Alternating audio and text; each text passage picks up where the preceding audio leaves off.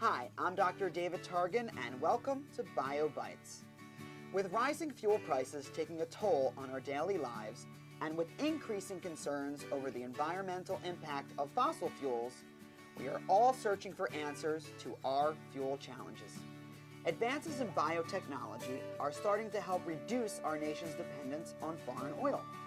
And reducing our use of oil decreases some greenhouse gas emissions that would otherwise contribute to global warming.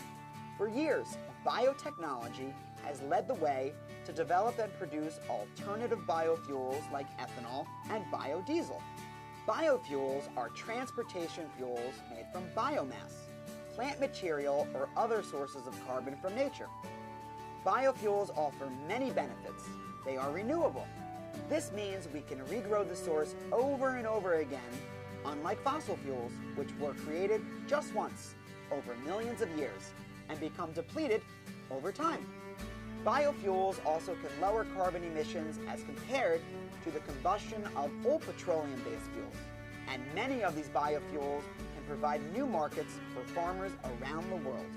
Until recently, almost all biofuel was made from starch-based agricultural crops like corn or from sugar-based crops like sugarcane.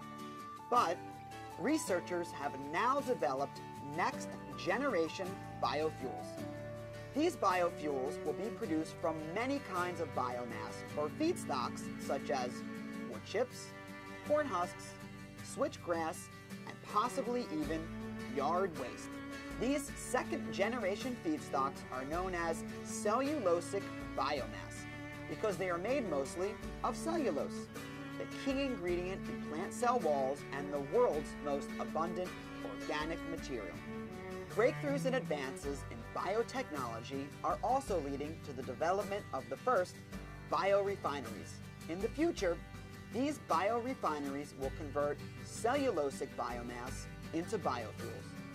You may be surprised to learn about some examples of the materials that will be used to make these second-generation biofuels. Agricultural waste, like corn stalks and husks, forestry waste, like wood chips and tree trimmings, and fast-growing trees and grasses grown as energy crops. All of these materials are sources of cellulosic biomass. And biotech researchers aren't stopping there. They are also working on ways to produce biofuels from algae, and even developing microbes that can convert greenhouse gases like carbon dioxide straight into biofuels, helping to clean the atmosphere as they grow.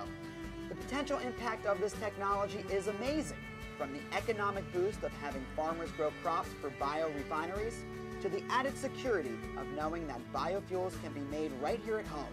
The sky is the limit. For BioBites, I'm Dr. David Targan.